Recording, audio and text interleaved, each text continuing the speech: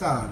Estamos en una situación preelectoral donde se van a elegir en octubre diputados nacionales y en 8 provincias senadores nacionales, y el gobierno está en una situación muy particular porque este gobierno ganó las elecciones en un balotaje, o sea que en las generales, que es donde se eligen los diputados y senadores donde se eligen, el gobierno sacó 30% de los votos y la oposición sacó 37% de los votos. O sea, la cantidad de diputados con que este gobierno inicia, a pesar de que consiguió el traspaso de algunos diputados radicales y algunos diputados del PRO, pero no le da el número suficiente, digamos,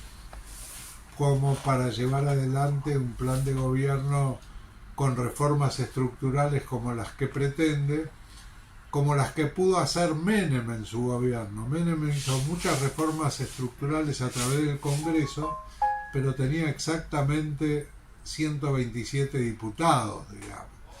Y el Senado en aquel momento era antes de la reforma, digamos, esto lo hizo Menem en los primeros 2 años, era un Senado de 2 senadores por provincia, no de 3 que obtiene el radicalismo en la reforma. O sea, este gobierno tiene que recurrir desde el punto de vista de la gobernabilidad a 2 posibles herramientas. Una es el veto a lo que decida el Congreso y el otro es el DNU.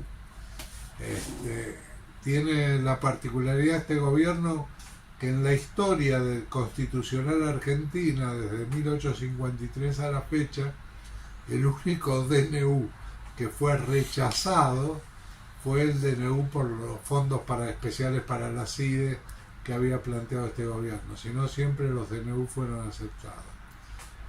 El gobierno, cuando aplicó el veto a la ley de movilidad jubilatoria y el financiamiento universitario, tuvo una caída en la aprobación de gestión muy importante en septiembre-octubre del año pasado, y ahora se ve una situación donde se formó una liga de gobernadores, donde están prácticamente todos, decidieron que con la transferencia actual de fondos a las provincias y la no transferencia de los aportes del Tesoro Nacional, los famosos ATN, las provincias van a un rumbo de colisión económica financiera. Esto no puede seguir así. Y el gobierno se endureció en su posición y ahora hay una confrontación seria entre el Congreso Nacional, uno de los poderes, y el Poder Ejecutivo Nacional. ¿Cómo se va a resolver esto? El gobierno tiene la ilusión de que el 11 de diciembre va a contar con los votos suficientes en el Congreso. Las proyecciones no darían esa situación, pero bueno, hay que esperar a ver qué pasa. El gobierno tiene la fortaleza grande del control de la inflación y el hecho de que la actual oposición no es una alternativa para aquellos que se decepcionan de este gobierno. O sea, habrá que esperar a ver si surge algo nuevo. Es muy interesante notar el desinterés de la gente por la política. Lo han vivido en las provincias, en el caso de las elecciones provinciales, de las elecciones constituyentes en las provincias, la poca participación del electorado, 40-45% no fue a votar directamente. Y ese desinterés se manifiesta básicamente porque este sistema ha defraudado al electorado. La gente dice, bueno, yo voté a X porque X dijo que iba a hacer tal cosa y después no hizo tal cosa. Entonces, ¿para qué voy a ir a votar? Si después no hacen lo que dicen que voy a hacer. Bueno, es peligroso para el funcionamiento de una democracia el desinterés del electorado en el proceso electoral, que es el proceso que tiene la democracia para elegir a sus representantes. Yo creo también, por otro lado, que esta democracia, hay muchas democracias, pero esta democracia presidencialista que tiene la República Argentina se agotó, digamos, no va más, va de crisis en crisis. Digamos, habría que pensar seriamente en adoptar alguno de los sistemas parlamentarios que existen o algún otro tipo de sistema democrático. Fíjense en Uruguay cómo la democracia funciona, digamos, y hay continuidad en las políticas de Estado, pero Uruguay tiene una tradición, en el año 1906 era presidente Valle Ordóñez, y Valle Ordóñez dijo: el sistema presidencialista es un sistema electoral monárquico, se elige a un monarca. Entonces hizo un sistema de gobierno colegiado en el cual el presidente elegía a los 3 ministros fundamentales de su partido y había un consejo de 6 ministros que los elegía el presidente, pero entre políticos de la oposición. Y esto funcionó hasta principios de la década del 60. Entonces, bueno, Uruguay está acostumbrado al diálogo entre oposición y oficialismo, y por otro lado esas alternancias, y ustedes ven que se ha dado en los últimos años con el Frente Amplio, han funcionado como transiciones naturales y el país sigue adelante. Mientras que la Argentina está ante una división del electorado en mitades irreconciliables en este momento, y creo que vamos hacia un choque democrático en un futuro cercano, en el cual si la política no ofrece nuevas alternativas, el electorado va a elegir la opción que se vayan todos, como ya sucedió una vez en la Argentina. Ayer hablaba con un dirigente sindical que nos hablaba de tener que salir a esclarecer en una campaña el alto grado de dependencia de la República Argentina a factores externos que le impiden, e internos también, que le impiden de alguna manera llevar adelante determinadas políticas. Lo que no se precisó si es por un problema de decisión de personas o si en realidad se trata de que lo que hay que discutir a fondo son proyectos, no sé si para salvar esta democracia, pero lo que sí es cierto es que tiene un límite, como lo marcabas. Ahora, ¿hacia dónde debería discutir la sociedad? Porque creo que para eso debe ser convocada, como se está haciendo a lo mejor en este momento en la Convención Constituyente de la provincia de Santa Fe para modificar su constitución. ¿Qué fuerza política va a ser fiable a los ojos de las personas como para poder protagonizar un hecho de tamaña envergadura? No, la verdad no tengo mucha idea de qué fuerza política va a ser confiable. La confiabilidad es algo que se construye, digamos, y la confiabilidad se construye a futuro.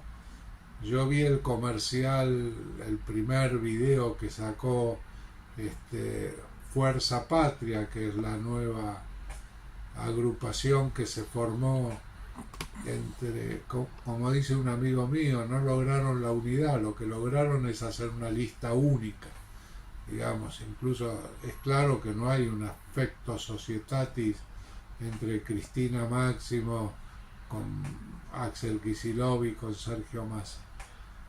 Y ustedes fíjense que ese video empieza diciendo: esto no es una consigna vacía. Nadie empieza diciendo. Yo te digo, no pensés en un elefante, lo primero que te viene a la cabeza es un elefante. ¿Cómo vas a empezar diciendo esto no es una consigna vacía? Y después son todas imágenes que remiten al pasado, es todo lo viejo, es todo lo que ya pasó en la Argentina, digamos, es todo lo que la gente votó en contra de eso. Y entonces salir a levantar eso es una falta de imaginación política y de creatividad, y lo que muestra es un sistema que está agotado, digamos, que no da para más, que no es capaz de generar algo nuevo. Fíjense que con todo lo que se ha hablado no hay un proyecto de país, no hay un proyecto alternativo de Milei. Milei dice motosierra, hacer desaparecer el Estado, cada uno que se arregle como puede, que las rutas las hagan los privados, y del otro lado no hay nada, no hay algo que diga no, hay que hacerlo. lo único que hay es oposición, pero no hay construcción. No hay un proyecto de decir, bueno, la salida de la Argentina es esto. La Argentina está con una deuda impresionante que nunca la va a poder pagar seriamente. La Argentina tiene que empezar a generar riqueza si quiere salir adelante, y por ahora lo único que está generando es pobreza. Y nadie presenta un plan para la generación de riqueza. Argentina tiene recursos que el mundo necesita, podría poner condiciones para la explotación de esos recursos, se podría hacer todo un plan de desarrollo de los recursos naturales con valor agregado en origen, teniendo en cuenta que los recursos naturales son de las provincias. Podrían exigir el valor agregado en origen con generación de puestos de trabajo, con instalación de industrias alternativas. Digamos, se podrían hacer muchas cosas. Daría la impresión que la imaginación de los políticos está agotada. Y daría la impresión de que el electorado se dio cuenta que la imaginación de los políticos está agotada. ¿Vos crees que no se trata de un efectismo en la disputa que se hace mediáticamente o en las redes de cómo se incriminan recíprocamente? ¿Ese desgaste tiene que ver con esa pelea? ¿Ese desgaste tiene que ver con la realidad? ¿O la suma de las dos cosas? Bueno, digamos, la confrontación en las redes sociales es una nueva forma de training político de confrontación. Yo te diría que la mayor cantidad de gente se mantiene al margen, no participa de las discusiones en redes sociales. La gente se sigue informando por los medios tradicionales, y especialmente tiene mucha influencia la televisión. Ahora el streaming también empieza a tener peso. La radio es un medio, digamos, muy consumido. Y si uno toma los diarios, que efectivamente el diario papel ha caído en su consumo, pero no así los diarios a través de las versiones digitales. Uno tiene portales que son muy visitados. Y en la participación, cuando uno va a las discusiones en redes sociales, en Facebook, en Twitter, etcétera, es muy minoritaria la participación en esas discusiones. Vos ves que es asombroso que algo tenga 10.000 de likes. Son 10.000 personas. 10.000 personas. Te das cuenta que es muy minoritario eso, cuando tenés un padrón de arriba de 30 millones de personas. Bien. Raúl, te quería preguntar otra, si las elecciones fuesen la semana que viene, en lo inmediato, ¿quién estaría ganando? Yo te diría que, bueno, depende dónde. En general, en las provincias yo creo que los gobernadores, digamos, con dificultades, pero tienen cierto control del electorado provincial. La provincia de Buenos Aires va a ser un campo de batalla importante. Hoy en día está parejo, pero es posible que obtenga una diferencia a favor del gobierno. Eso no va, una pequeña diferencia a favor es más el impacto psicológico que tiene que el número de representantes que obtenés, porque no son elecciones ejecutivas, se eligen diputados. Entonces, ganar por poco, perder por poco es más o menos un diputado. Al gobierno le va a ir bien si se mantiene la situación actual y no hay, la inflación no se dispara y el dólar no se dispara. Viste que el dólar intentó subir rápidamente, el gobierno salió a controlarlo a través de tomar pesos a tasas de interés altas, muy por encima de la inflación. O sea que sigue la política del carry trade. El gobierno trata de impulsarla a pesar de que los bancos internacionales prácticamente se han retirado. Dijeron, llegó el momento de que esto se termine. Si no se les escapa eso de las manos, dólar e inflación, el gobierno va a hacer una buena elección. Y básicamente porque la oposición no tiene nada para ofrecer en este momento. ¿Tema Libra? El tema Libra lo golpeó fuertemente al gobierno, tardó 3 meses en recuperarse, no fue como la vez anterior, septiembre-octubre del año pasado, que en un mes se recuperó el gobierno. Acá lo golpeó el tema Libra, pero el tema Libra, que golpeó al gobierno, hay un 13 puntos del electorado de Milei en el balotaje, digamos que lo visualizó, lo encuadró como una estafa, ese tema, solo 2 o 3 puntos se suman a la oposición, el resto no, el resto se va el que se vayan todos. Esta oposición no es una alternativa para que aquel votante de Milei decepcionado. Va a tener que surgir otra cosa. Bien, y la última, si tenés un amigo y le tenés que decir, che, mira, presta atención a este tema que hay cierto run run, hay un murmullo o algo se viene, ¿cuál sería ese tema? Mirá, a mí me gustaría decir, presta atención al humor social, pero la verdad que la sociedad argentina está adormecida, está, recibiendo toda esta andanada de recortes, ajustes, aprietes, etcétera, sin reaccionar.